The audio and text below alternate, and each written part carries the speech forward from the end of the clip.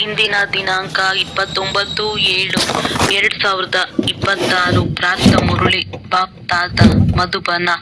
ಮಧುರ ಮಕ್ಕಳೇ, ತಮ್ಮ ಸ್ವಧರ್ಮದಲ್ಲಿ ಸ್ಥಿತರಾಗಿ ಪರಸ್ಪರ ಒಬ್ಬರು ಇನ್ನೊಬ್ಬರಿಗೆ ಪ್ರೀತಿಯಿಂದ ಓಂ ಶಾಂತಿ ಹೇಳಿರಿ. ಇದು ಸಹ ಒಬ್ಬರು ಇನ್ನೊಬ್ಬರಿಗೆ ಗೌರವ ಕೊಡುವುದಾಗಿದೆ. ಪ್ರಶ್ನೆ: ಭಕ್ತಿಯಲ್ಲಿಯೂ ಭಗವಂತನಿಗೆ ಭೋಗವನ್ನು ಇಡುತ್ತಾರೆ. ಇಲ್ಲಿ ನೀವು ಮಕ್ಕಳು ಇಡುತ್ತೀರಿ.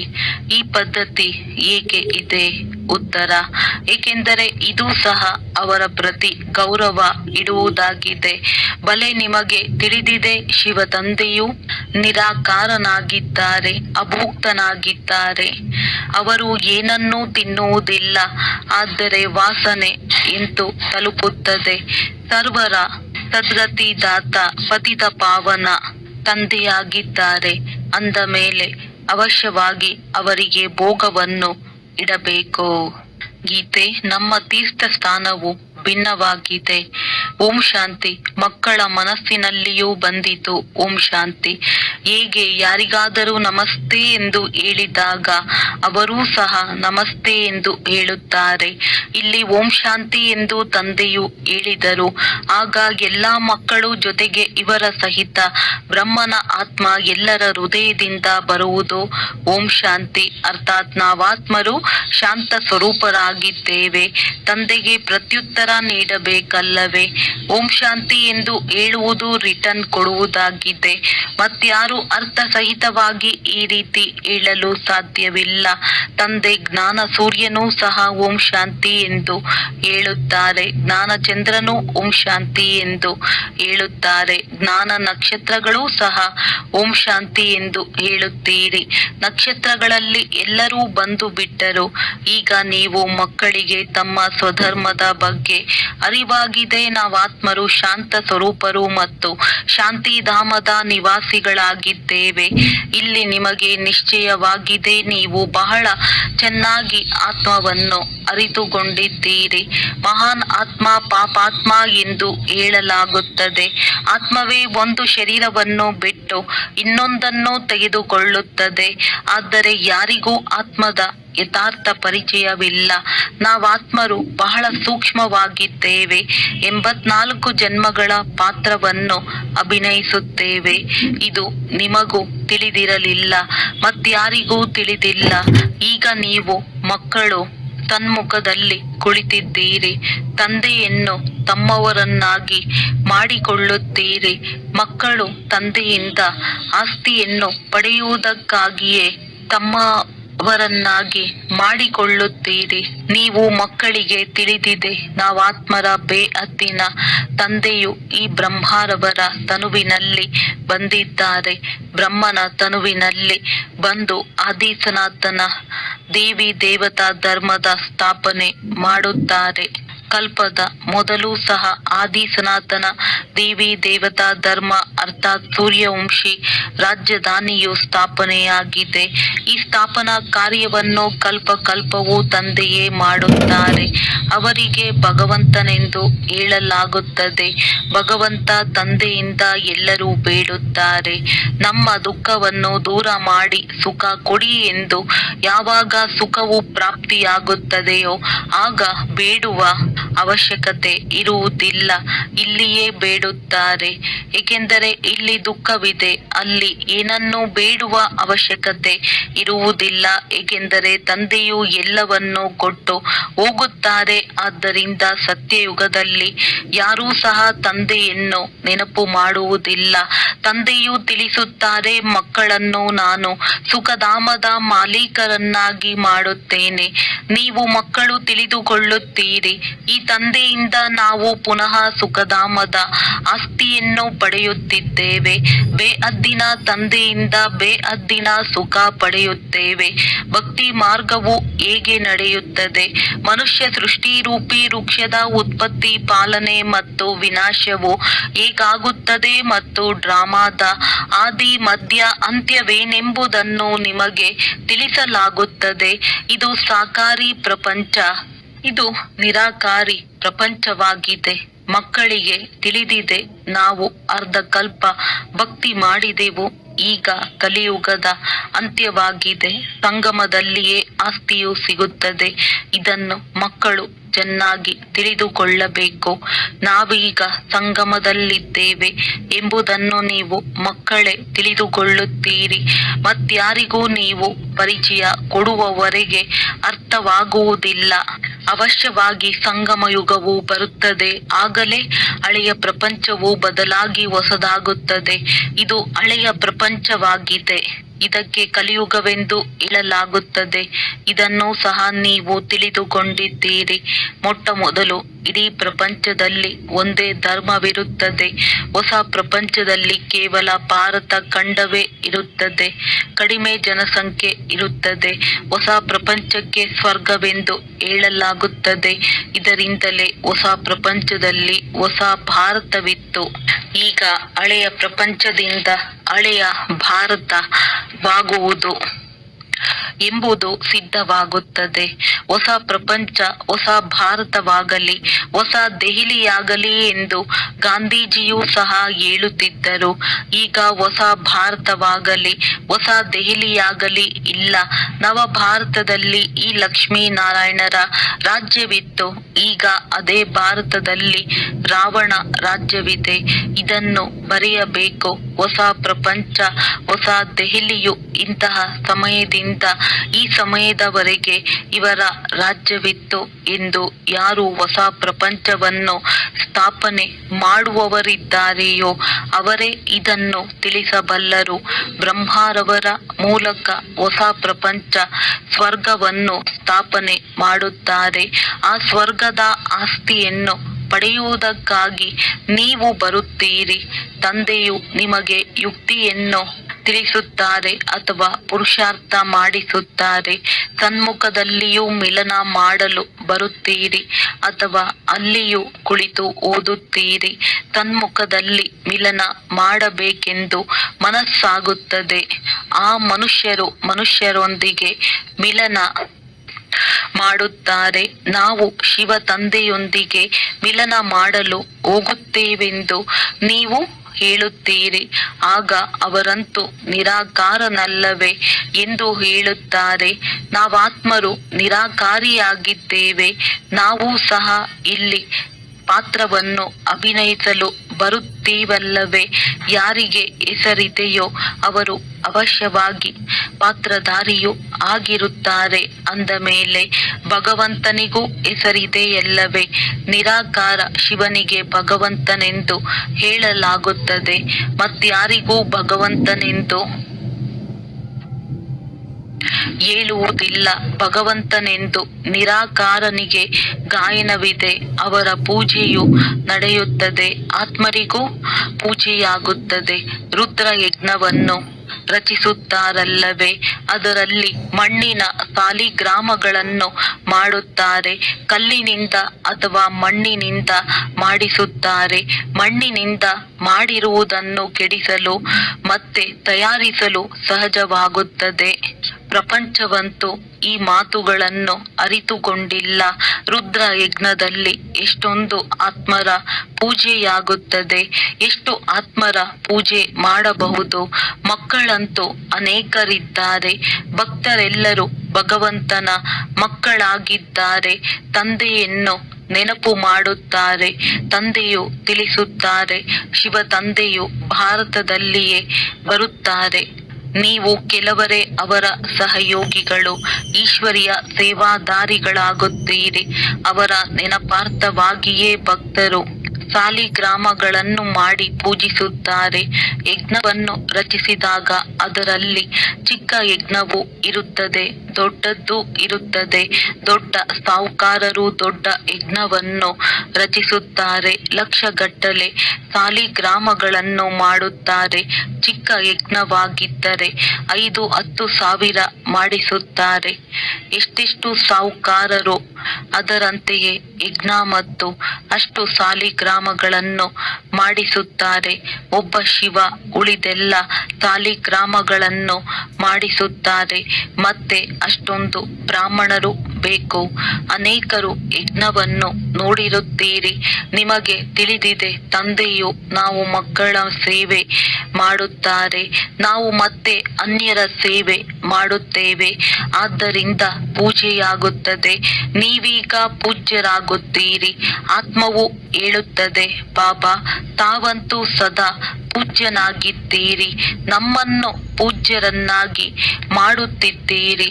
ನೀವು ಪೂಜ್ಯಾತ್ಮರು ಶರೀರವನ್ನು ತೆಗೆದುಕೊಂಡಾಗ ಪೂಜ್ಯ ದೇವಿ ದೇವತೆಗಳೆಂದು ಹೇಳುತ್ತಾರೆ. ಆತ್ಮವೇ ಪೂಜ್ಯ ಅಥವಾ ಪೂಜಾರಿಯಾಗುತ್ತದೆ. ತಂದೆಯು ಒಂದೇ ಬಾರಿ ಬರುತ್ತಾರೆ, ಮತ್ತೆಂದೂ ಸಹ ತಂದೆಯು ಆತ್ಮರಿಗೆ ಓದಿಸಲು ಸಾಧ್ಯವಿಲ್ಲ. ಆತ್ಮವೇ ಕೇಳಿಸಿಕೊಳ್ಳುತ್ತದೆ. ಹೇಗೆ ಆತ್ಮವು ಶರೀರದ ಮೂಲಕ ಕೇಳಿಸಿಕೊಳ್ಳುತ್ತದೆಯೋ ಹಾಗೆಯೇ ಪರಮಪಿತ ಪರಮಾತ್ಮನೂ ಸಹ ಶರೀರದ ಆಧಾರವನ್ನು ತೆಗೆದುಕೊಂಡು ಇವರ ಮೂಲಕ ಕೇಳುತ್ತಾರೆ. ಇವರ ಮೂಲಕ ನಿಮಗೆ ರಾಜಯೋಗವನ್ನು ಕಲಿಸುತ್ತಾರೆ. ಅವರಿಗೆ ತಮ್ಮದೇ ಆದ ಶರೀರವಿಲ್ಲ. ಬ್ರಹ್ಮ ವಿಷ್ಣು ಶಂಕರರಿಗೂ ಸಹ ತಮ್ಮ ಸೂಕ್ಷ್ಮ ಶರೀರವಿದೆ. ಇಲ್ಲಂತೂ ಎಲ್ಲರಿಗೂ ತಮ್ಮದೇ ಆದ ಶರೀರವಿದೆ. ಇದು ಸಾಕಾರಿ ಪ್ರಪಂಚವಾಗಿದೆ. ಶಿವ ತಂದೆಯು ನಿರಾಕಾರನಾಗಿದ್ದಾರೆ. ಅವರು ಜ್ಞಾನ ಸಾಗರ, ಸುಖದ ಸಾಗರ, ಪ್ರೀತಿಯ ಸಾಗರನು ಆಗಿದ್ದಾರೆ. ಅವರು ಬಂದು ಎಲ್ಲರನ್ನು ಪತಿತರಿಂದ ಪಾವನರನ್ನಾಗಿ ಮಾಡುತ್ತಾರೆ. ಇದರಲ್ಲಿ ಯಾವುದೇ ಪ್ರೇರಣೆಯ ಮಾತಿಲ್ಲ. ಒಂದು ವೇಳೆ ನಾನು ಪ್ರೇರಣೆಯಿಂದ ಪಾವನರನ್ನಾಗಿ ಮಾಡುವಂತಿದ್ದರೆ ಇಲ್ಲಿ ಬಂದು ರಥವನ್ನು ತೆಗೆದುಕೊಳ್ಳುವ ಅವಶ್ಯಕತೆಯಾದರೂ ಏನಿದೆ? ಶಿವನ ಮಂದಿರದಲ್ಲಿ ಮುಂದೆ ನಂದಿಯನ್ನು ಇಡುತ್ತಾರೆ. ಮನುಷ್ಯರ ಬುದ್ಧಿಯು ಕಲ್ಲು ಬುದ್ಧಿ ಆಗಿರುವ ಕಾರಣ ಏನನ್ನು ತಿಳಿದುಕೊಳ್ಳುವುದಿಲ್ಲ. ಬಸವನನ್ನು ಶಿವನ ಮುಂದೆ ಏಕೆ ಇಟ್ಟಿದ್ದಾರೆ? ಗೋಶಾಲೆ ಎಂಬ ಹೆಸರನ್ನು ಕೇಳಿರುವುದರಿಂದ ಅಲ್ಲಿ ನಂದಿಯನ್ನು ತೋರಿಸಿ ಬಿಟ್ಟಿದ್ದಾರೆ. ಆದರೆ ನಂದಿಯ ಮೇಲೆ ಯಾರು ಸವಾರಿ ಮಾಡಿದ್ದರೂ ಕೃಷ್ಣನ ಆತ್ಮವಂತೂ ಸತ್ಯಯುಗದಲ್ಲಿರುತ್ತದೆ. ಪ್ರಾಣಿಗಳ ಮೇಲೆ ಕುಳಿತುಕೊಳ್ಳಲು ಕೃಷ್ಣನಿಗೇನಾಗಿದೆ? ಮನುಷ್ಯರು ಏನನ್ನು ತಿಳಿದುಕೊಳ್ಳುವುದಿಲ್ಲ. ದ್ರೌಪದಿಯೂ ಸಹ ಕೇವಲ ಒಬ್ಬರೇ ಇರಲಿಲ್ಲ, ಅನೇಕ ದ್ರೌಪದಿಯರಿದ್ದಾರೆ. ತಂದೆಯನ್ನು ಕರೆಯುತ್ತಾರೆ. ಇದನ್ನು ಅವರು ಒಂದು ನಾಟಕವನ್ನಾಗಿ ಮಾಡಿದ್ದಾರೆ. ಅದರಲ್ಲಿ ಶ್ರೀಕೃಷ್ಣನು ಸೀರೆಗಳನ್ನು ಕೊಡುತ್ತಾ ಹೋಗುತ್ತಾನೆ. ಅರ್ಥವೇನನ್ನು ತಿಳಿದುಕೊಂಡಿಲ್ಲ. ಈಗ ನೀವು ಮಕ್ಕಳು ತಿಳಿದುಕೊಂಡಿದ್ದೀರಿ. ನೀವು 21 ಜನ್ಮಗಳವರೆಗೆ ಪತಿತರಾಗುವುದಿಲ್ಲ. ಎಲ್ಲಿಯ ಮಾತನ್ನು ಎಲ್ಲಿಗೆ ತೆಗೆದುಕೊಂಡು ಹೋಗಿದ್ದಾರೆ? ಭಕ್ತಿ ಮಾರ್ಗದ ಕಥೆಗಳು ಬಹಳಷ್ಟಿದೆ. ಈ ಕಥೆಗಳೆಲ್ಲವೂ ಅನಾದಿಯಾಗಿದೆ ಎಂದು ಹೇಳುತ್ತಾರೆ. ಪುನರ್ಜನ್ಮವನ್ನು ತೆಗೆದುಕೊಳ್ಳುತ್ತಾ ಕೇಳುತ್ತಾ ಬಂದಿದ್ದೇವೆಂದು ಹೇಳುತ್ತಾರೆ. ಅನಾದಿಯು ಯಾವಾಗಿನಿಂದ ಆರಂಭವಾಯಿತು ಎಂಬುದೇನೂ ತಿಳಿದಿಲ್ಲ. ರಾವಣ ರಾಜ್ಯವು ಯಾವಾಗಿನಿಂದ ಆರಂಭವಾಗುತ್ತದೆ ಎಂಬುದು ತಿಳಿದಿಲ್ಲ. ಅದರ ವರ್ಣನೆಯೂ ಇಲ್ಲ. ನೀವು ಎಷ್ಟೊಂದು ಸೇವೆ ಮಾಡುತ್ತೀರಿ. ಆ ಸೂರ್ಯ ಚಂದ್ರ ನಕ್ಷತ್ರಗಳಂತೂ ಇದ್ದೇ ಇದೆ. ಸತ್ಯಯುಗದಲ್ಲಿಯೂ ಇರುತ್ತವೆ, ಈಗಲೂ ಇವೆ. ಅವು ಅದಲು ಬದಲಾಗುವುದಿಲ್ಲ.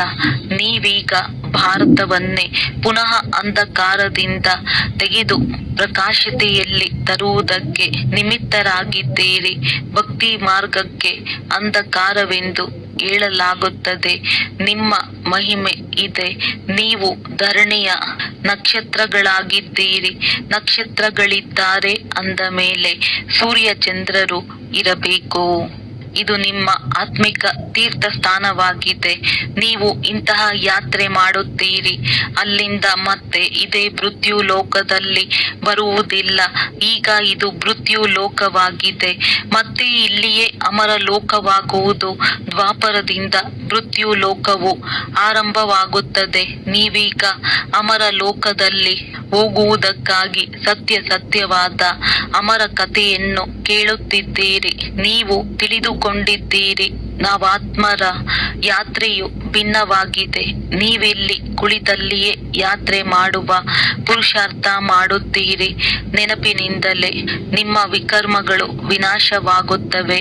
ಅವರು ಯಾತ್ರೆಗೆ ಹೋಗುತ್ತಾರೆ, ಅದರಲ್ಲಿ ವಿಕರ್ಮ ವಿನಾಶ ಆಗುತ್ತದೆಯೇ? ಮನುಷ್ಯರಲ್ಲಿ ಮದ್ಯಪಾನದ ಎಷ್ಟೊಂದು ಹವ್ಯಾಸವಿದೆ ಎಂದರೆ ಮುಚ್ಚಿಟ್ಟುಕೊಂಡು ತೆಗೆದುಕೊಂಡು ಹೋಗುತ್ತಾರೆ. ಇತ್ತೀಚೆಗಂತೂ ಯಾತ್ರಾ ಸ್ಥಳಗಳಲ್ಲಿಯೂ ಬಹಳ ಕೊಳಕು ಮನುಷ್ಯರಿರುತ್ತಾರೆ. ಪತಿತರು ಅದೇ ರೀತಿ ಯಾತ್ರಿಕರು ಪತಿತರಾಗಿದ್ದಾರೆ. ಮಾರ್ಗದರ್ಶಕರು ಯಾತ್ರೆ ಮಾಡಿಸುತ್ತಾರೆ, ಆದರೆ ಪಾವನರಾಗಿದ್ದಾರೆಯೇ? ನೀವಂತೂ ಪವಿತ್ರರಾಗಿರುತ್ತೀರಿ. ನೀವು ಸತ್ಯ ಬ್ರಾಹ್ಮಣರಾಗಿದ್ದೀರಿ. ನಿಮ್ಮ ಆತ್ಮವು ಪವಿತ್ರವಾಗಿರುತ್ತದೆ. ನೆನಪಿನ ಯಾತ್ರೆಯಿಂದಲೇ ನೀವು ಪವಿತ್ರರಾಗುತ್ತೀರಿ. ಈಗ ಸತೋ ಪ್ರಧಾನರಾಗಬೇಕಾಗಿದೆ. ತಂದೆಯು ಪದೇ ಪದೇ ಮಧುರ ಮಕ್ಕಳೇ ಎಂದು ಬರೆಯುತ್ತಾರೆ. ಇದನ್ನು ಶಿವ ತಂದೆಯು ಆತ್ಮರಿಗೆ ಬರೆಯುವರು. ನನ್ನನ್ನು ನೆನಪು ಮಾಡಿದರೆ ನೀವು ತಮೋ ಪ್ರಧಾನರಿಂದ ಸತೋ ಪ್ರಧಾನರಾಗಿ ಸತೋ ಪ್ರಧಾನ ಪ್ರಪಂಚದ ಮಾಲೀಕರಾಗುತ್ತೀರಿ. ಇದೊಂದೇ ಮುಖ್ಯವಾದ ಆಜ್ಞೆಯಾಗಿದೆ. ಎಷ್ಟು ಸಹಜವೋ ಆಗಿದೆ. ನೆನಪಿನಿಂದಲೇ ವಿಕರ್ಮಗಳು ವಿನಾಶವಾಗುತ್ತವೆ. ನೆನಪು ಮಾಡದಿದ್ದರೆ ವಿಕರ್ಮ ವಿನಾಶವಾಗುವುದಿಲ್ಲ. ಮತ್ತೆ ಶಿಕ್ಷೆಯನ್ನು ಅನುಭವಿಸುತ್ತೀರಿ. ತಂದೆಯು ಹೇಳುತ್ತಾರೆ, ನೀವು ಎಲ್ಲಿ ಹೋದರೂ ಸಹ ಸಂಪಾದನೆ ಮಾಡಬಲ್ಲಿರಿ. ತಿನ್ನಿರಿ, ಕುಡಿಯಿರಿ, ಏನಾದರೂ ಮಾಡಿ ಕೇವಲ ತಂದೆಯನ್ನು ನೆನಪು ಮಾಡಿರಿ. ನಿಮ್ಮದ್ದು ಸಂಪಾದನೆಯಾಗಿದೆ. ಮಕ್ಕಳಿಗಾಗಿ ಇನ್ನು ಸಹಜವಾಗಿದೆ. ಇದರಲ್ಲಿ ಯಾವುದೇ ಗಮನ ಇತ್ಯಾದಿಗಳ ಮಾತಿಲ್ಲ. ಶ್ರೀನಾಥ ಮಂದಿರದಲ್ಲಿ ಶ್ರೀನಾಥನ ನೆನಪಿನಲ್ಲಿ ಕುಳಿತುಕೊಳ್ಳುತ್ತಾರೆ. ಭೋಗವನ್ನು ಇಡುತ್ತಾರೆ. ಅದು ಕಲ್ಲಿನ ಮೂರ್ತಿಯೇ ಅಲ್ಲವೇ? ಭೋಗವನ್ನು ಯಾರಿಗೆ ಇಡಬೇಕೋ ಅಧಿಕಾರಿಯಂತೂ ಶಿವ ತಂದೆಯೊಬ್ಬರೇ ಆಗಿದ್ದಾರೆ. ಅವರೇ ಸರ್ವರ ಸದ್ಗತಿದಾತ, ಪತಿತ ಪಾವನನಾಗಿದ್ದಾರೆ.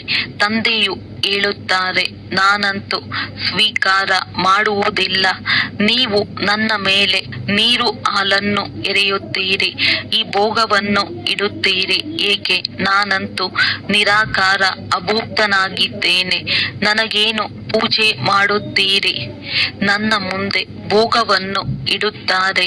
ಆದರೆ ಭಕ್ತರು ಭೋಗವನ್ನಿಟ್ಟರು, ಮತ್ತೆ ಅವರೇ ಹಂಚಿ ತಿಂದರು.